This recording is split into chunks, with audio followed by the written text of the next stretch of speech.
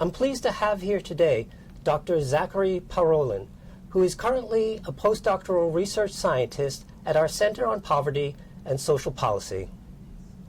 Dr. Parolin's research focuses on the measurement, causes, and consequences of poverty and social policy and social inequality across the United States and the European Union.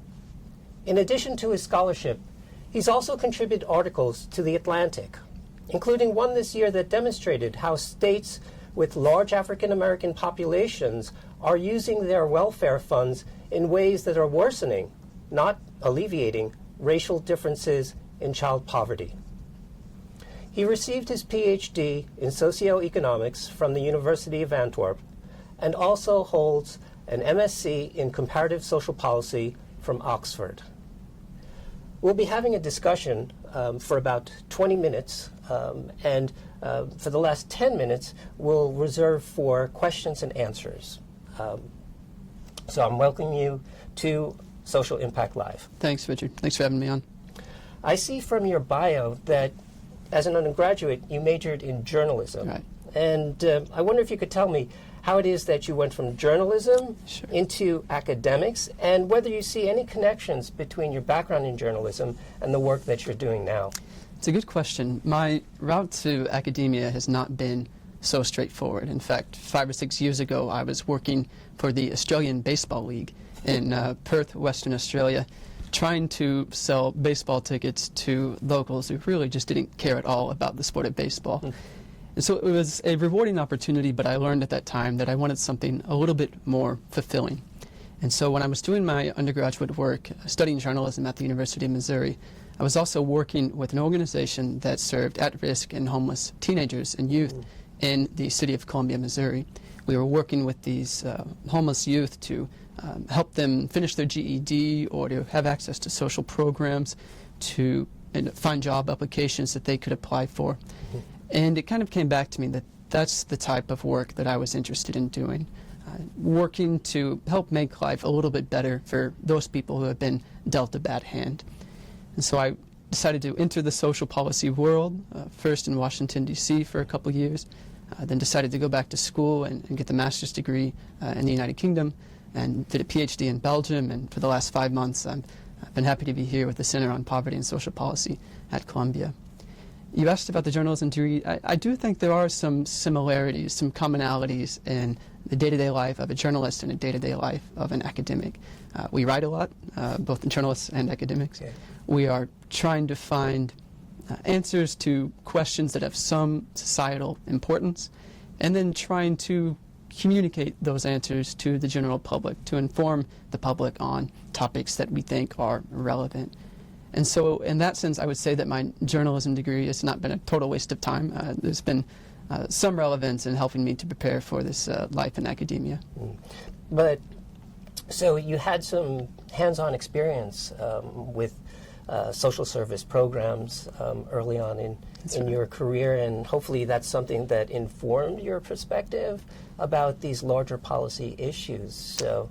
Very much so. Working with 15 and 16-year-olds who, for one reason or another, have been kicked out of their family homes, don't have access to stable housing on their own, and then looking at the data to see that this is not just a problem in Columbia, Missouri, where I was living. In fact, the Department of Education estimates that about 1.4 million children and teenagers in the United States in public schools across this country are homeless, broadly defined.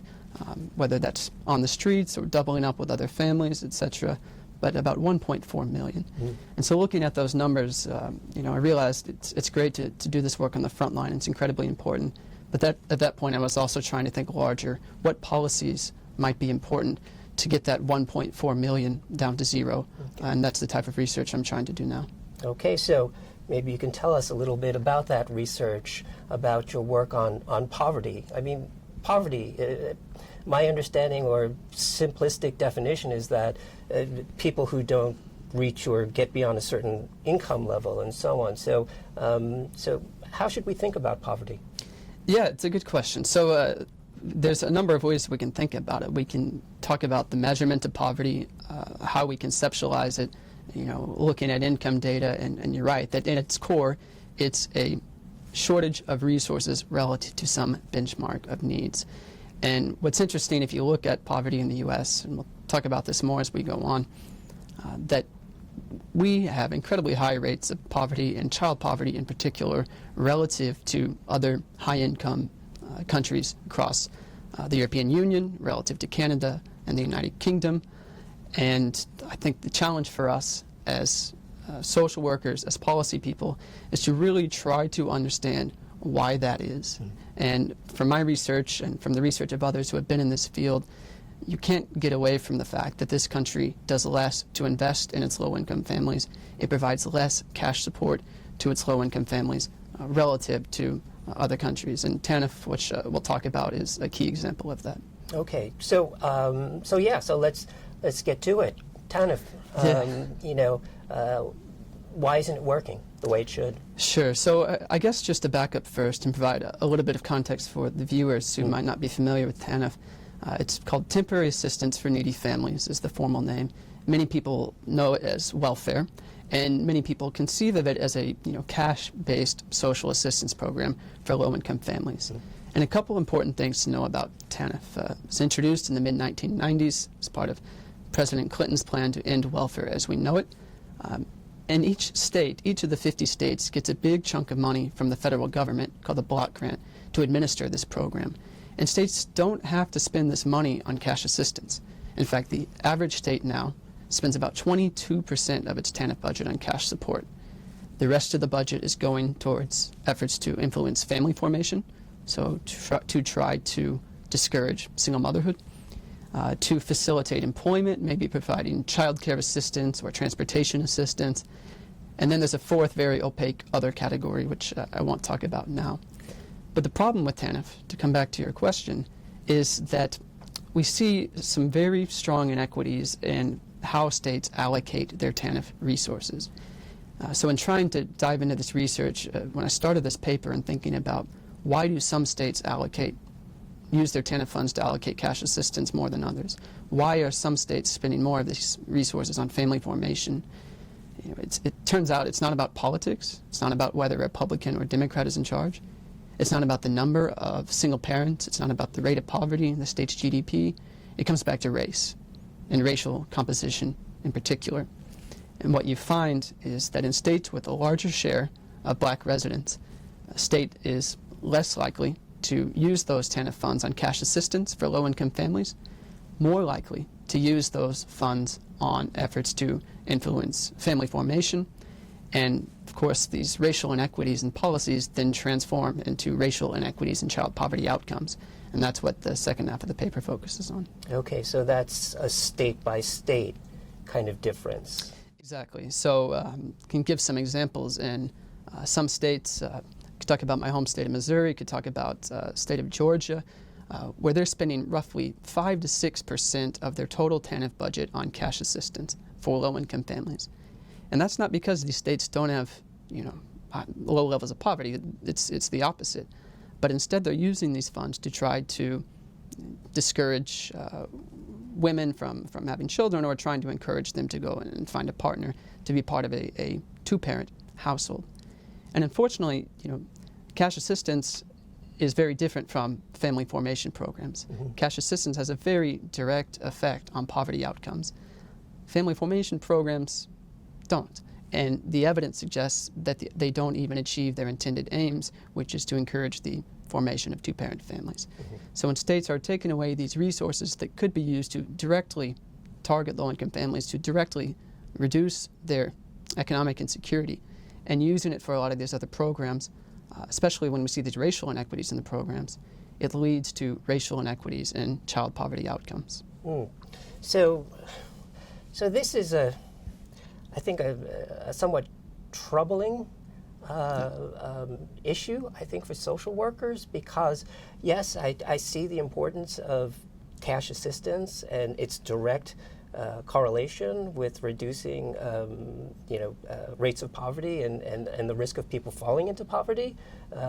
But are you saying that that for every dollar that we take out of cash assistance and put into social service programs that may focus on the family, we're actually doing harm to the people we're trying to help? That's not necessarily what I would be saying, but Okay. I would say this, that in the current structure of social assistance in the U.S., states have to choose, more or less, between cash or investment into these types of services. Okay. This is not to say that these family formation programs or family services are not worth investment into, or it's certainly worth to see if they have some efficacy, if they are effective. But when we are taking away a fundamental source of poverty alleviation, which is cash assistance, it can be harmful. If that is the substitute rather than a complement, it can indeed be harmful. Yeah, and I think in your article you note that some of these monies that are being diverted, so to speak, from cash assistance into other kind of spending priorities could be covered by the states through general revenues or other kinds of sources of funding? That's right. So again, if we go down to the state of Georgia, for example, Georgia spends about 2/3 of its TANF budget on sort of an obscure range of programs and services that most states might fund using their general revenues.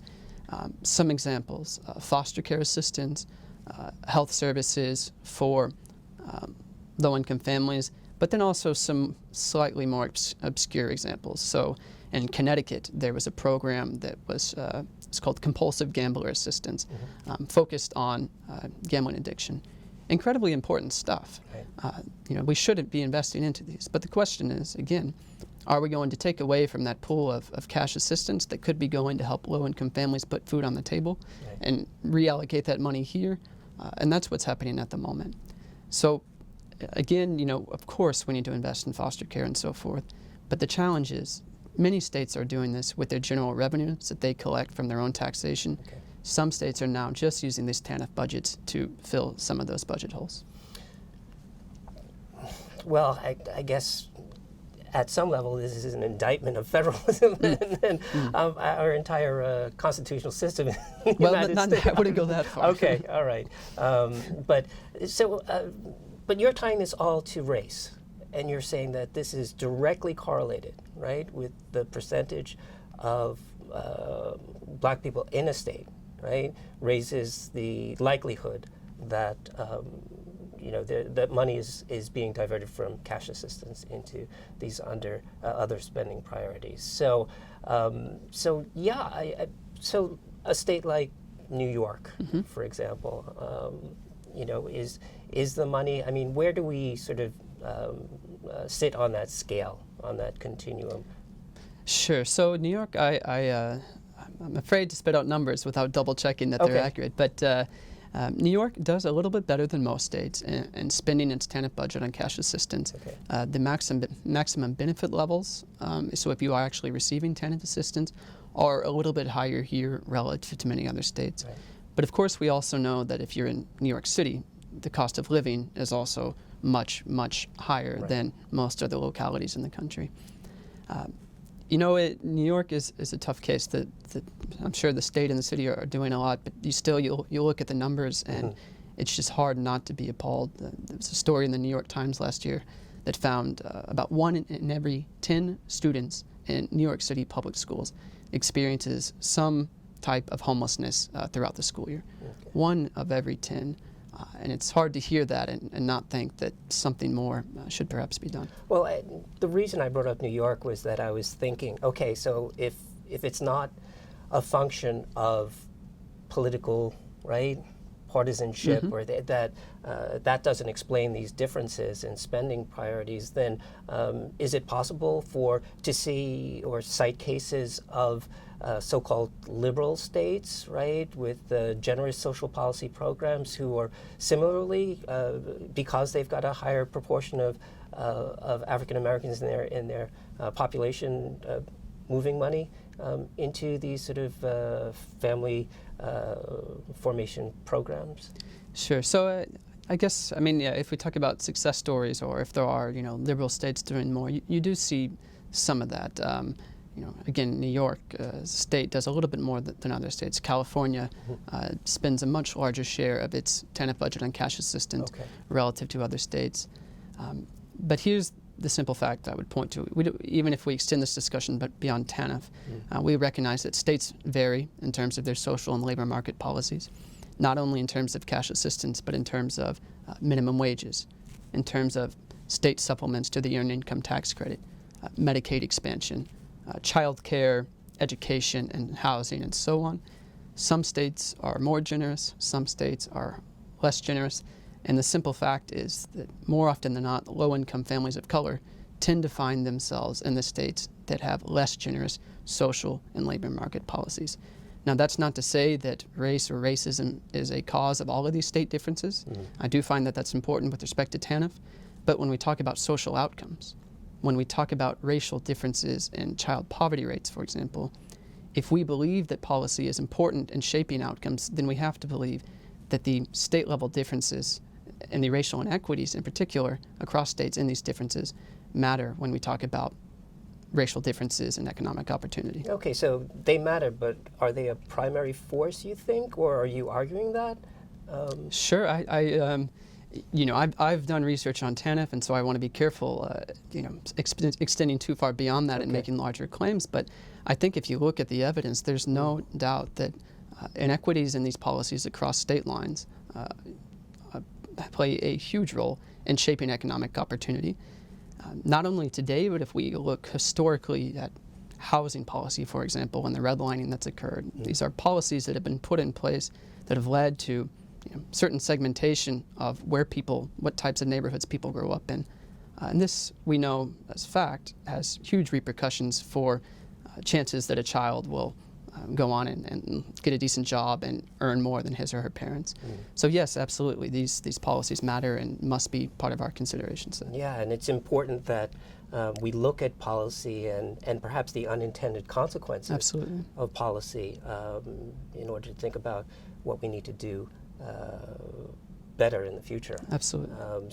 And maybe we'll get back to that point, but I wanted to, again, save some time for questions from our audience and see that we've got one up on the screen now. Can you say more about how family formation programs work? Sure. Do they encourage women to find a new mate or to marry the person they've had a child with? Also, does the data show that two-parent families have a lower poverty rate than single-parent families? Sure. Yeah, this is a really good question. So the family formation programs, they vary by state, of course, but one example is spending on healthy fatherhood initiatives. And this is doing exactly what the person asking the question is describing, trying to, again, get the father more involved with this family. Some programs that are focused more on trying to encourage the mother to maintain the relationship with the father, to bring him back into the household. And again, I don't want to take away from the importance of these types of programs, but the critical question is, one, are they effective? And two, should we be taken away from that pool of cash assistance to put resources into this? The second part of the question, yes, it is true that on average a single parent household, a single mother household especially, is more likely to live in poverty than a two-parent household. There's no doubting that. So then the question, if we are concerned about this, and if we want to think about policy ramifications to address this, is what is the most effective way to do it? And if we look at any other country that has successfully reduced levels of child poverty, especially among single parents, it's been through the provision of cash assistance, a family allowance, more generous social assistance. Not to say that we shouldn't try to, invest into these other programs, but that has to be a fundamental piece of the poverty reduction strategy. So, are you looking at a specific time frame for these policies to have an effect, or could some people argue that maybe we need to look at the longer term benefits and maybe the intergenerational transmission, right, of poverty? That's right. So in my research at the moment, I'm mostly focusing on the years 1996 until today, looking at the scope of when TANF has been around. Okay. And so I am mostly focused on poverty in a given year, looking at annual incomes to see is your total household resources above or below the line. There's been a lot of work on intergenerational mobility, as you've referred to it, and you find some of the same patterns that we know if you grow up in a more challenged neighborhood, if you go to school and you're hungry and having a hard time focusing, if you grow up in a neighborhood where there's more poverty, more crime, this is going to have consequences for your ability to go on and lead a decent life. So at the root of this, again, is poverty. It's economic insecurity. Mm-hmm. And so we come back to this critical question of what policies are effective in tackling that. And again, it's not to say that there aren't 100 different solutions we should test, but cash assistance, I think, must be part of that answer. All right. So what's the fix? What would you suggest in terms of how we might adjust TANF, or do we need other kinds of policies to address poverty in the United States? Yeah. So a couple different solutions. One, if we're talking about TANF and cash assistance, one is just to say it's not working as intended. Mm-hmm. Let's more or less scrap it and replace it with a centralized family allowance or some sort of monthly allotment of cash support for families or low-income families in particular that the federal government administers, and that is fair across states and fair with respect to race and ethnicity. That's one solution. Another solution could be just to more heavily regulate TANF, to say that it's ridiculous in a state where there's high poverty rates that only 6% of this TANF budget is going to cash assistance. Putting in some minimum standards there to ensure that states are doing a little bit more to address poverty in their communities. Okay, has that been floated at the legislative level, or? Yes, so there is a proposal in Congress right now for a child allowance. Several of my colleagues at the Center on Poverty and Social Policy here have actually simulated the potential poverty reduction effects of a child allowance, so I would encourage you to check out our website as well for more information on that, but it is certainly in discussion at the moment. Okay, wonderful. Let's see. I think there's another question. Would you say that what's going on with welfare is an unintended consequence of former President Clinton's attempt to end welfare as we know it? Why did the reformers of that era think that states would be the best to administer welfare? Right? What were they thinking? That's a good question, a loaded question. Some of the idea at the time was that state governments are closer to the people. Differences in state policies foster this idea of experimentation, which we can then use evidence to figure out which states are doing better than others to address levels of poverty. I would hope that what we see now is certainly an unintended consequence of the welfare reform. I can't imagine that anyone working on the law at the time would look at what's going on now and say that this was intended. Again, 22%, something around there, is the average share of a state's TANF budget that goes to cash support. It's declining year after year after year. More and more TANF funds being spent on this obscure range of programs and services that, again, most states would otherwise fund using their general revenues. And so, you have to kind of stop and ask yourself, who is this program benefiting? Is it benefiting the low-income families who are in need of some kind of support to help put food on the table? Or is it benefiting state governments because they have a new collection of funds that they can tap into to make sure they're not spending their other general revenues on these programs instead? Okay. Well, I can't help but think that, as much as we want to take an evidence-based approach to policy and so on, we're still pulled by political currents, and I think it's as much a conversation about what people perceive to be the moral values inherent in our programs that are also driving the debate. So, I think that's undeniably true. Values and perceptions of personal responsibility. This has long pervaded the American spirit.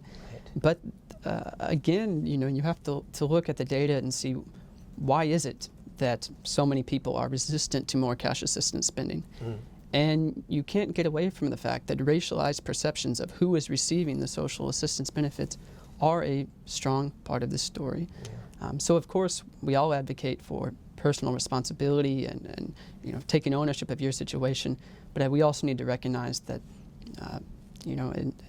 sometimes it's one strike and you're out, one medical emergency, one job loss, and there's nothing left for you when you're there. Yeah. What can we as a society do? What can the state do to provide some kind of baseline support? Right, and it shouldn't be either or. Exactly. And I think that as social workers, I mean, we look to the family as a source of support, right? As a strength that needs to be built upon, right?